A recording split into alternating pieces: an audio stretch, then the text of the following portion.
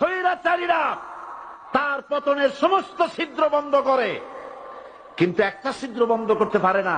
মনের ভুলে সে ছিদ্রটা থেকেই যায়, যেই ছিদ্র দিয়ে আসলে তার পতনটা হবে। ক্ষমতায় গিয়ে মনে করে চিরকাল ক্ষমতায় থাকবো। ক্ষমতায় যারা থাকে ক্ষমতার মোহে চতুর্দিকে অন্ধকার দেখে, মনে করে আমার পতন আর হবে না। কিন্তু তোমাকে বুঝিবে যে গোকুলে বাড়ি শেষে। গাড়ির চাকা সব সময় উপরে থাকে না। গাড়ির চাকা সব সময় উপরে থাকলে গাড়ি তো চলবেই না। গাড়ির চাকা ঘোরে বলেই তো গাড়ি চলে।